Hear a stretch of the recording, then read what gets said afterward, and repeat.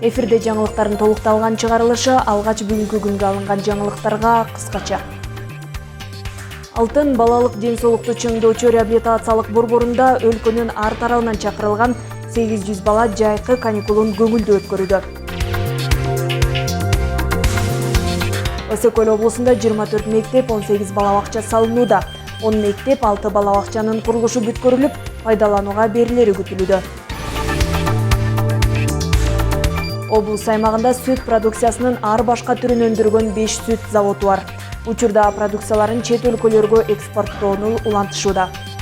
Буга чейин деле биз сүттү сапатына жараша, майлуулугуна жараша алып эле жүргөнбүз. Азыр деле ошо элге суранып кетербиз. Ошо жакшы өткөрүп берсе, биз деле ошо сүтүнө жараша акчасын төлөп бергенге даярбыз. Президенттин жарлыгы менен медиа жана журналистика жаатында жыл сайын ыйгарыла турган мейкин сый акысы уюштурулду. Тийиштүү жарлыкка 12 июнда кол коюлду. Максаты журналисттердин кесибинин беделин жогорулатуу жана чыгармачылык активдүүлүгүнө дем берүү. Маданият, маалымат, спорт жана жаштар саясаты министрлиги президенттин администрациясынын маалыматтык саясат кызматы менен макулдашуу боюнча 3 айлык мөөнөттө мейкин сый акысына талапкерлерди тандоо жана ыйгаруу боюнча комиссия түзөт. Президенттин иш башкармасы өлкө башчысынын фондунан сый акыны уюштуруу боюнча байге фондун түзүп жана башка чыгымдарды жабуу үчүн финансылык каражатты бөлөт. Базарларды текшерүүгө киргизилген мораторий 2025 жылдын 1 январына чейин узартылды. Маалыматка ылайык, буга чейин мораторий 1 июлга чейин киргизилген. Ал чакан жана орто бизнес үчүн жагымдуу шарттарды түзүү жана колдоо максатында узартылууда. Бул мораторий базарларда жана кичи базарларда электрондук товардык, транспорттук коштомо кагаздарды колдонууга тиешелүү. Көрсөтүлгөн мезгил ичинде салык кызматы текшерүүлөрдү жүргүзбөйт жана электрондук товардык, транспорттук коштомо кагазын колдонбогондугу үчүн административдик айыптарды салбайт. Базарларда чекене соода жүргүзгөн ишкерлер үчүн электрондук товардык, транспорттук коштомо кагаздарды колдонуу жөнөкөйлөштүрүлгөн. Алар товарлардын калдыктарын кириштөөдөн жана калкка сатууда эсептен чыгаруудан бошотулат. Эскерте кетсек, бир катар базарлардын соодагерлери нааразычылык акция уюштуруп, алар электрондук товардык, транспорттук коштомо кагаздарды колдонууга каршы экендигин жер салышкан. Мамлекеттик идентификациялык системаны ишке киргизүү контрафакттык жана кооптуу түзүлүштөрдүн өлкөгө киришин бөгөттөйт. Кыргызстанда 25 июндан тарта бардык байланыш каражаттарын мамлекеттик идентификациялык системага милдеттүү түрдө каттоо башталат. 2022 жылдын май айында жасалма телефондорду колдонуудан коргоо максатында министрлер кабинети өлкөгө колдонуудагы жана импорттолгон жаңы мобилдик аппараттарды идентификациялоо тартибин бекиткен. Мамлекеттик идентификациялык системада катталбаган түзүлүштөргө карата коюлган чектөөлөрдү болтурбоо үчүн мобилдик түзүлүштөрдү импорттогондор же ишкердик кылган жеке жана юридикалык жактар Кыргызстандын аймагына алып келинген аппараттарды тез арада каттоодон өткөрүшү керек. Бул телефондорду каттоо ыйгарым укуктуу мамлекеттик органдардын катышуусу менен идентификациялык операторлор тарабынан акысыз жүргүзүлөт. Мында тастыктоочу документтерди милдеттүү түрдө тапшыруу зарыл.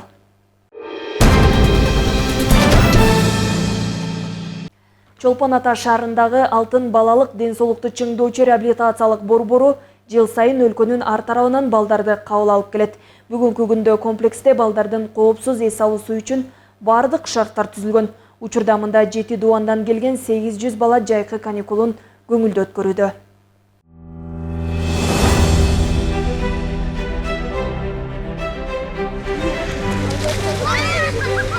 Кереметтүү көл жээгинде жайгашкан Алтын балалык ден соолукту чыңдоочу реабилитациялык борбору быйылкы эс алуу мезгилине эшигин ачты. Учурда борбордо бир учурда эле 7 дубандан келген 800 бала эс алып жатат. Дал ошол 800 баланын катарында Ош шаарынан келген Меримай дагы бар. Бул анын көлгө алгачкы ирет келиши. Ага бул жактын кооздугу, суусунун тазалыгы аябай жаккан. Ошондой эле эс алуу жайда түзүлгөн шарт, жата турчу бөлмөлөрдүн кеңдиги, ичиндеги заманбап жасалганын баары көңүлүндөгүдөй экенин айтат. Бул жерде 6 кыз жашайт жана бул менин бул жерден тапкан досторум болот. Жана өзүңөр көрүп тургандай эле ушундай жерде жайгашканбыз. Ысык көл көрүнөт бизге. Мына бул биздин көл жана аябай сонун көрүнөт.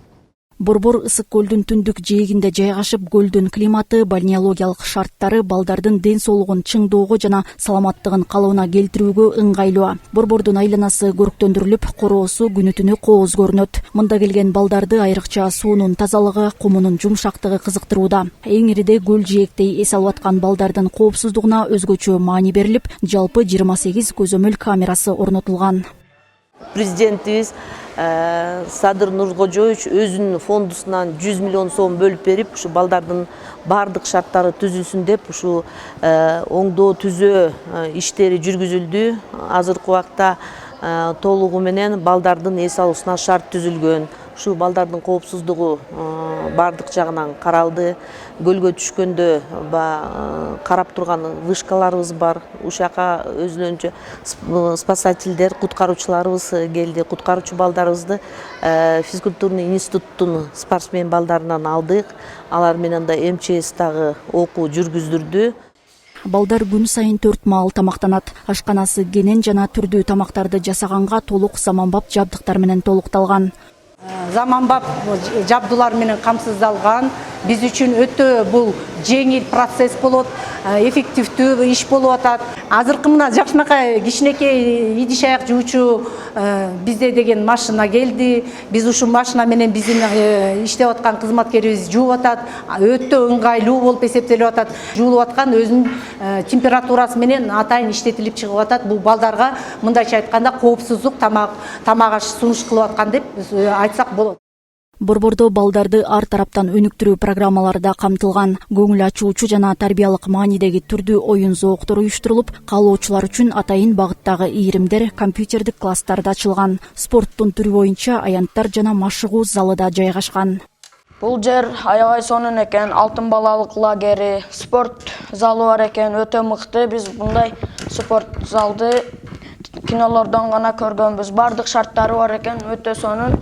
Келгенибизге 3 күн болду. Балдар менен достошуп, машыгып, ден соолугубузду чыңдап жүрөбүз ушинтип. Бардык шарттары бар экен, спорт залда өтө мыкты. Борбор жыл бою иш алып барууга даяр. Мында аз камсыз болгон үй бүлөлөрдүн балдары, ошондой эле окуудагы жетишкендиктери жогору, ийгиликтүү окуучулар эс алат. Ал эми сентябрь айынан тарта ден соолугунан мүмкүнчүлүгү чектелген балдарга коррекциялык жардам көрсөтүүгө жана ар тараптуу өнүктүрүүгө багытталган реабилитациялык программа аркылуу каалоочуларды кабыл алат. Алтын балалык лагерине мен биринчи жолу келдим. Эртең менин тууган күнүм болгондуктан мага менин мугалимдерим күтүүсүз белек болду. Биякта тамак аштары баары жакты, кружоктор. Бүгүн биз деген сүрөт тарттык. Аякта агай аябай мээримдүү экен, бизге баарын үйрөттү. Бул жерде аябай жакты, анткени тамактары дамдуу, сабактар кызыктуу өтөт. Эртең менен күнүнө физзарядка кылабыз. Дагы күнүнө көлгө алып чыгышат, жана ал жакта сүзөбүз. Борбор быйыл 3-чү жылы иш алып барууда. Жайкы мезгилдин аягына чейин жалпы 8000 баланы эс алдырууга мүмкүнчүлүк бар. Өлкөнүн келечеги болгон балдарга көрсөтүлүп жаткан мындай камкордуктар өлкө башчысы Садыр Жапаровдун демилгеси менен ишке ашууда. Белгилей кетсек, Алтын балалык борбору 2022 жылдын июнь айынан тартып 17 жылдык тыныгуудан кийин кайрадан иштей баштаган. Ал үчүн масштабтуу курулуш иштери жүрүп, учурда уникалдуу реабилитациялык жайга айланды. Айнура Достукбекова, Нурлан Чойбеков, Айбек Жумашев, Ысык көл жаңылыктары. Балыкчы шаарына экономикалык байланыштарды өнүктүрүү максатында элчиликтердин өкүлдөрү келишти. Иш сапарынын алкагында дипломаттар шаардагы алдыңкы ишканалар менен таанышып, жаңы ишке берилген Дордой балыкчы эт комбинатында болушту. Кененирээк кабарчы баяндайт.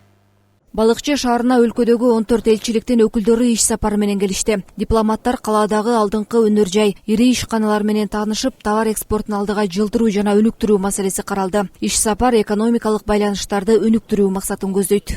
Биздин бул жака Кыргызстанда иштеген дипломаттарды алып келгенибиздин себеби бул министрлер кабинетинин тапшырмасы менен Кыргызстанда эң мындай алдыңкы ишканалар менен тааныштыруу тапшырма берилген. Негизи ушул Кыргызстанда чет элдик элчиликтерди биздин Кыргызстандын өнүгүүсү менен тааныштыруу, анын ичинде ушул алдыңкы ишканалар бул ошо балыкчынын жерде жаңыдан ачылган эт комбинаты менен тааныштырып атабыз. Буга чейин биз чүй өрөөнүнүн дагы бир 2 текстиль фабрикасы менен тааныштырдык.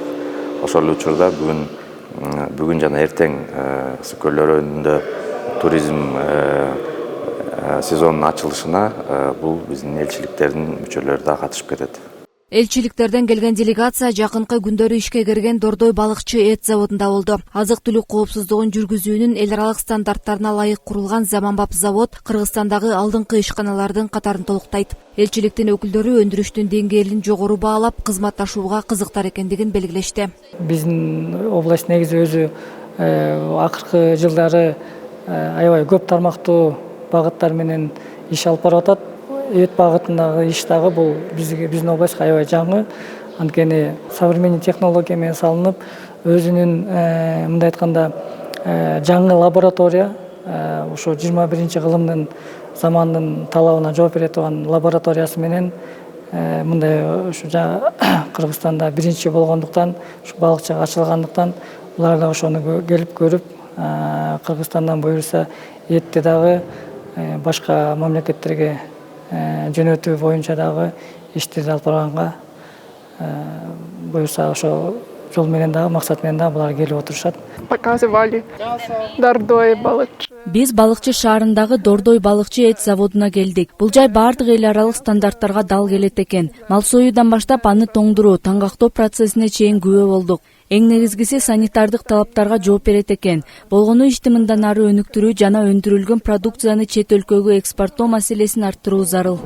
Нам очень интересно видеть этот процесс. Балыкчы шаарына келген элчи өкүлдөр эт, бал жана бир катар жер жемиш сыяктуу багыттарга кызыгуу артты. Мындай иш-чаралар ата мекендик продукцияны экспорттоого, ошондой эле ишкана курууга жана инвестиция тартууга түрткү болот. Балыкчы шаарынын мүмкүнчүлүгүн жогорулатып, эл аралык экономикалык байланышты чыңдоого өбөлгө түзөт. Мергүл Жеңишева, Сталбек Саманчиев, Мадина Байкерова, Балыкчы шаары.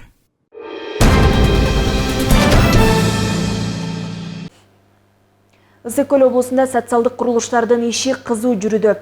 Капиталдык курулуш башкармалыгынын карамагындагы жалпы азыр 24 мектеп, 18 бала бакча салынууда. Ушул жыл менен 10 мектеп, 6 бала бакчанын курулушу бүткөрүлүп, пайдаланууга берилери күтүлүп жатат. Жети-Күз районундагы Тилекмат айылында да 2 кабаттуу заманбап балдар бакчасы курулууда. Тилекмат айылындагы балдар бакчасынын курулушу 80% бүтүп калды. Имаратта азыр ички жасалгылоо жумуштары аткарылууда. Балдар бакчасы 2 кабат 100 орунга ылайыкталган. Курулуш 2023 жылы башталган. Долбоордун жалпы каражаты 73 миллион сом. Азыр курулушта 28 жумушчу иштеп жатат. Сырткы жумуштар барды бүткөн. Азыр ички жумуш отделочный работалар болот. Бүгүнкү күндө 28 рабочий бала иштеп атат. Кудай буйрса, октябрь айына бергенге пландаштырып бүтүрүп ишке бергенге пландаштырып жатабыз. Бакчада балдарга керектүү бардык шарттар бар. Мындан сырткары эмерек атайын оюн аянтчасы менен камсыздалат. Бардыгы долбоордо камтылган. Жыл аягы менен айылдагы кичинекей бөбөктөр жаркыраган жаңы бакчада тарбиялана башташат. Азыркы салынып аткан детсадтар, бала бакчалар заманбап салынып атат. Ичинде балдарга ылайыктуу шарттар түзүлдү. Ичинде ар бир балага ылайыктуу туалети ичинде, санузелы ичинде, кухнясы, жаңы жабдуулар менен болот. Балдардын ичинде оюн залы бүт баары каралган. Айыл чоң болгондуктан кезекке турган балдар бар. Азыр наристелер айылдагы тар имаратта тарбияланууда. Мурда башкарманын үйү болчу экен, ушу Советтер Союзунда ушул имаратыбыз. Анан ошо жерден элдик жыйында бакча ачалы деп чуркап жүрүп, анан ушул бакча ачылган болчу. Бул типтүү эмес бакча. Анан ушул ичинде деген азыркыга чейин 60 бала тарбияланат да. Бирок өзүңөр билгендей эле, чында эле элдин калк өсөт экен айылда. Калктын саны өсүп, анан дагы эле биз ошо бала бакчага аябай муктаж болуп турганбыз. Анан ушул биздин республикалык бюджеттен айыл өкмөттүн жардамы менен, кайрылуусу менен бизге ушундай 100 орундуу бала бакча салынып жатат. Социалдык курулуштардын санын көбөйтүү колго алынып, учурда облустун айбагында бир катар мектеп, бала бакчалардын курулушу жүрүүдө. Буга чейин айрым объектилер бүткөрүлүп, четинен пайдаланылууга берилген. Жазгүл Сатаева, Мадина Абакирова, Ысыкөл жаңылыктары. Облыс аймағында 5 сүт заводу иш алып барып келет. Алардын айрымдары сүт продукциясынын ар башка түрүн өндүрүп келет. Учурда сүт жылдагыдан 30%га көбүрөөк жыйналууда. Сүт алуучу заводдор чийки сүттү иштетип өндүргөн продукцияларын чет өлкөлөргө экспорттоону улантышууда. Сүт заводдорунда иш кандай жүрүп жатат? Кабарчы Салтанат Керимкул кызы таанышып келди. Ысыкөл облусунда сүттү кайра иштетүүчү ишканалар штаттык режимде иштеп жатат. Сатып алууну чектешүүдө деген маалымат чындыкка дал келбестигин белгилешип, болгону заводдор сүт ишканаларын иштөө дараметине жараша сатып алып жатышкандыгын айтышууда. Ысыкөл сүт жоопкерчилиги чектелген компаниясынын директору Шухрат Галиев ишкана мурдагыдай эле иш алып барып жаткандыгын маалымдады. Эми буга чейин деле биз сүттү сапатына жараша, майлуулугуна жараша алып эле жүргөнбүз. Азыр деле ошо элге суранып кетербиз, ошо жакшы өткөрүп берсе, биз деле ошо сүтүнө жараша акчасын төлөп бергенге даярбыз. Болгону айрым ишканаларда убактылуу ремонт иштери жүрүп жатса, кээси даяр сүт азыктарын убагында сата албай жаткандыгын адистер эскертишет. Мындан улам заводдор сүттү өтө көп көлөмдө кабыл ала албай, мүмкүнчүлүктөрүнө карап алып жатышыптыр. Бул цехке кире турган болсок, бул жерде кургак сүт сактачу складыбыз. Азыркы учурда кургак сүттү көп көлөмдө биз Россия Федерациясына, Казакстанга экспортточукта. Анан кийин рынокко байланыштуу азыркы учурда ошо экспорт жолу бизге жабылып калды. Ошон үчүн бүт баарын бул складка сактаганга азыр муктаж болуп атабыз да. Кетире албай жатабыз. Анткени азыр рыноктун баасында Белоруссиядан келген кургак сүт болсо, биздин сүттөн караганда алда канча арзаныраак болуп атат. Биз баа тараптарынан уттуруп коюп атабыз аларгачы. Азыр ооба биз сүттү алып атабыз, сүттү токтотуп, баягы иштебей койгонго мүмкүнчүлүгүбүз жок. Элдерде тараптуу деле карап, анткени сүттү өндүрүп атышат, бир жакка тапшырыш керек. Болгону гана аракет кылып туруп, азыр башка рыноктарды издеп, эмне болсо дагы ушул азыркы чыгарган азыктарыбызды сатыш керек болуп атат да. Быйыл аба ырайы мал жандыкка да ыңгайлуу болуп тест оюнду. Уй баккандар арбыды. Бул жакшы көрүнүш. Заводдорго сүттүн келиши мурдагы жылдарга салыштырмалуу 30%га көп. Мындан улам алдыда заводдордун иштөө дараметин күчөтүү, жаңы технологияларды алып келүү, өндүргөн продукцияларды экспорттоону үзгүлтүксүз жүргүзүү маселелерин чечүү мерчемделүүдө. Алдыңкы жылдары маселе жолго коюлса, сүттү элден ири көп сатып алууда көйгөйлөр жаралбайт. Сезонго жараша бул сүттүн көлөмү аябай өйдө ылдый болуп турат. Кышкы учурда азайып кетет, жайкы учурда аябай көбөйүп кетет. Биз 40 тоннадан жогору сүттү алып иштетүүгө мүмкүнчүлүк бар азыркы учурда. Өкмөт чийки сүттүн наркын анын сапатына жараша баалап, акы төлөө жагын колго алууда. Мындай ыкмада эки тарап тең утат. Заводдордогу дагы бир маселе сүттү бүгүн сатып алып эле, эртеси базарга чыгарып сатып түгөтүп пайда көрбөйт. Өндүрүлгөн айрым продукциялар бир жылдап муздаткычтарда сакталат.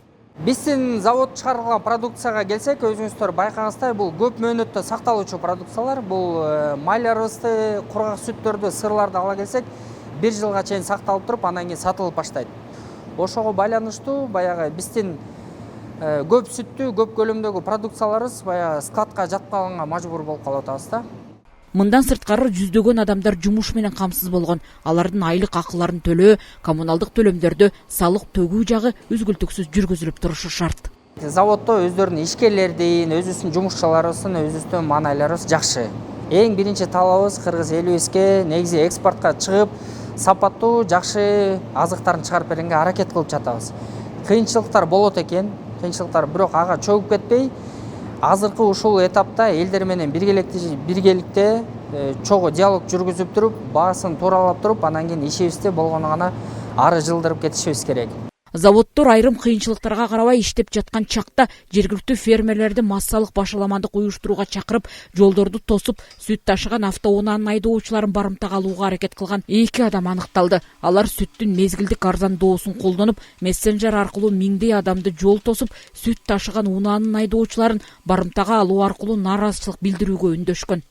УКМК соттук лингвистикалык экспертизанын корутундусуна ылайык ОЖА жана МБА тараткан аудиолордо массалык башаламандыктарды уюштурууга чакырык белгиси бар деп аныкталган. Бул факт боюнча кылмыш иши козголуп, иликтөө иштери жүрүп жатат. УКМК жарандарды коомдук тартипти бузбоого жана социалдык тармактарда тараган чагымчыл маалыматтарга алданбоого чакырат. Маалымат катары айтсак, Дубан аймагында 5 сүт заводу иш алып барып келет. Алардын айрымдары сүт продукциясынын ар башка түрүн өндүрөт. Алдыда өкмөттүн, жеке ишкерлердин да ири сүт заводдорун ачуу планы бар. Учурда алыбызга карап иштеп жатышканыбызды убактылуу түшүнүп турушса дешет. Салтанат Керимкул кызы, Алтынбек Исаев, Нурлан Чойбеков, Ысык Көл жаңылыктарына.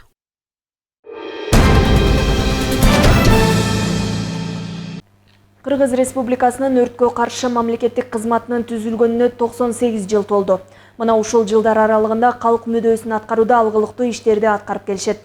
Каракол шаарындагы өзгөчө кырдаалдар бөлүмүнүн номер 15 өрткө каршы куткаруу бөлүмүндө иштегендер да бул маарекени иштеги ийгиликтер менен тосуп турушат. Саламат жолдоштор. Саламат болуңуз жолдоштор.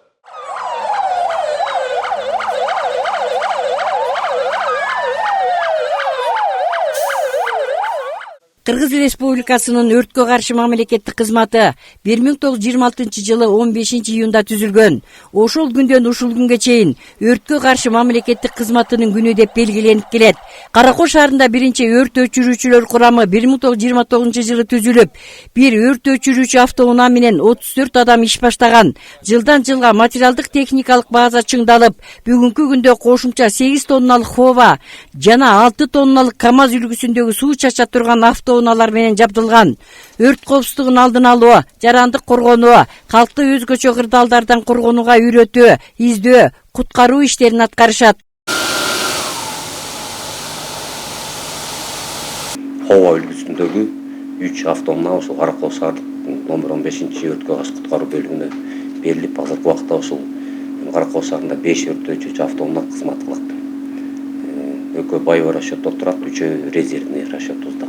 Аталган тармакка Бириккен Улуттар уюмунун өнүктүрүү программасынын алкагында Япон элинен авариялык сактануу автоунаасы да келген.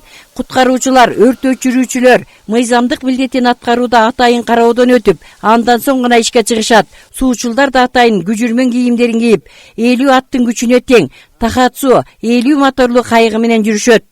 Бул кайыкты Тахатсу 50 деп коет. Бизге ушундай көлдөн вызов түшкөндө машинага илип, ошо көлгө барабыз да, бүт снаряженияны салып алабыз. Баллонду, водолазный снаряженияларды салабыз. Каякта киши чөктү деген эмелер болгондо ошол жака эле барабыз да. Мындан мурун 76 адам эмгектенип келсе, учурда 56 адам эмгектенет. Издөө, чалгындоо, авариялык куткаруу, үйлөрүнөн чыга албай бекип калгандар болсо, айтор, ар кандай кыйынчылыкка туш болгондорго өз учурунда кечиктирилгис жардам берүүгө үлгүрүшөт. Бизде ушу Кудай мурса 23-жылдан бери жакшы, Кудайга шүгүр. КАМАЗ үлгүсүндөгү автоунааларыбыз келип атат. Суунун көлөмү чоң мында КАМАЗда. Азыркы шарт боюнча ошо өрткө барганда да бизге алдыга жылыш болуп атат. Булар менен бу КАМАЗ үлгүсүндөгү автоациялар менен жетебиз, эртерээк жетип, өрт өчүргөндө да көбүрөөк жардам берип атат ушул. Кесиптик майрамдарын утурлап, жакшы маанайда ишке жөнөп жаткан жамааттын ийгилиги элдин коопсуздугун алдын алуу. Бизде жеке эле өрткө эмес, ар кандай куткаруу иштерине да чыгабыз. Бул суучул, бизде өрт өчүрүүчү суучул деп айтылат. Кийип турган кийими, ошо суучулдардын күжүрмөн кийими, суу астында издөө иштерин жүргүзгөнгө ылайыкташылган. Бул ошо кийип турган кийими компас, суу астынан баягы ар кандай багытты белгилегенге, воздушный баллон, бул ошо суу астынан дем алганга, дем алчу баллону. Бул болсо костюму ошо сухой костюм деп айтылат. Мындан суу өтпөйт. Суунун астынан издөө иштерин жүргүзгөнгө ыңгайлуу. Бул болсо нагубник, оозуна тагып дем ала турчу шайманы болуп эсептелет. Өрт өчүрүүчү куткаруучулар техногендик жана өзгөчө кырдаалдарда өрт кырсыгы учурунда көлгө, агын сууларга түшүүдө, бийик тоолорго чыгууда, адам өмүрүн сактап, кырсыкты алдын алууда кесипкөйлүк менен иштеп жатышканы элдин алкоосуна татып жатат. Кесиптик байрамыңыздар менен куттуктайм.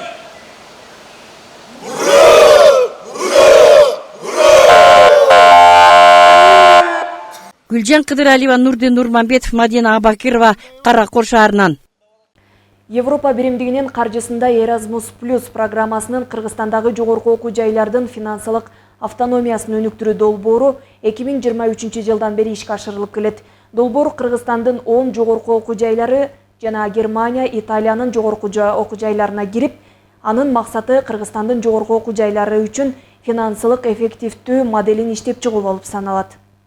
Жогорку окуу жайлардын инклюзивдик билим берүүсүнө, жашыл экономиканы өнүктүрүүгө, коомдун жана рыноктун өзгөрүп жаткан керектүүлөрүн канааттандыруу үчүн ресурстарды мобилизациялоого, башкарууга жана натыйжалуу пайдалануу үчүн Ысык Көл мамлекеттик университети дагы финансылык автономдуу өнүктүрүү долбооруна кирүүгө кызыктар. Biz ойлойбуз ушу бул проекттин мөөнөтү 3 жыл. 3 жылдан кийин биз дагы өзүбүздүн өкмөткө да сунуштарыбызды берсек, ушу финансылык автономия берсе, өзүбүздүн Кыргызстандагы вуздар өнүгөбү же өнүкпөбү? Биздин оюбузча, эгерде бизге ушундай эгемендүүлүк берсе, анда биз эң эле биринчи сапат университеттердин окуп аткан, билим берип аткан сапаты көтөрүлөт деп ойлойбуз.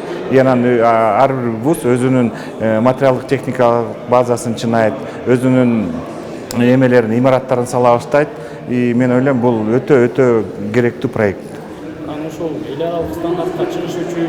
Акыркы мезгилдерде Кыргызстандын мамлекеттик жогорку окуу жайларынын 5-өөнө өзгөчө статус берген. Алар каржылык, экономикалык көз карандысыздыгына ээ болушкан. Мына ошолор сыяктуу ымуудагы эгемендик алып, өз кирешесин өзү көздөгөн максаттарга жумшоо үчүн аракет көрүүдө.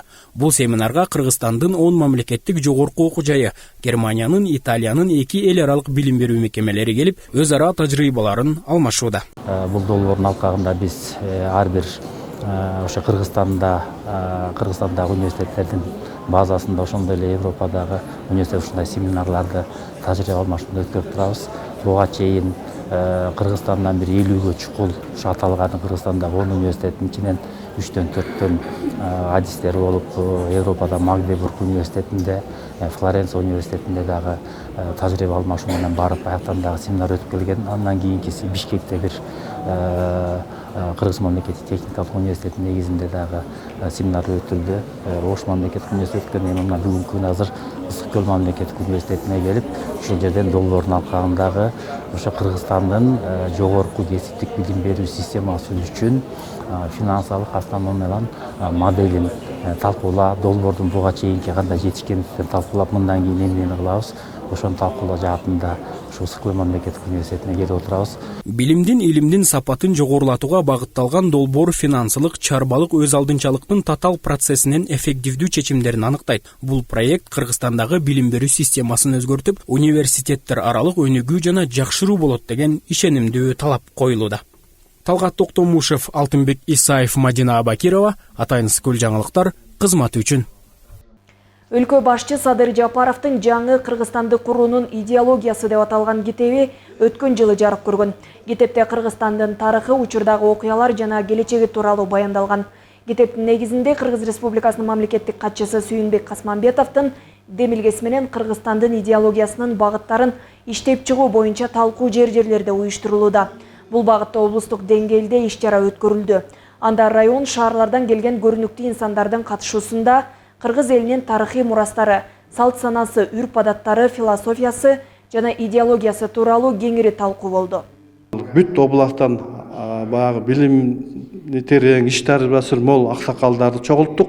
Алар деген ар бир айылдарда элдин арасында ушул биздин улуттук идеологияны, мамлекеттик идеологияны, президентибиздин идеология боюнча негизги багыттарын элдин арасында туура түшүндүрүп, туура түшүндүрүү иштерин уюштуруп жүргүзүү үчүн дегенде эл баягы массалык маалымат караттарынан кыскача эле маалымат берип коюп атат. Аны мындай маңызын чечмелеп түшүндүргөн киши жок да. Анан биздин максат ошол элге жеткизүү, бүгүнкү талкууланып маселени. Эл шуну түшүнүп туура кабыл алсын деген эле аракет да.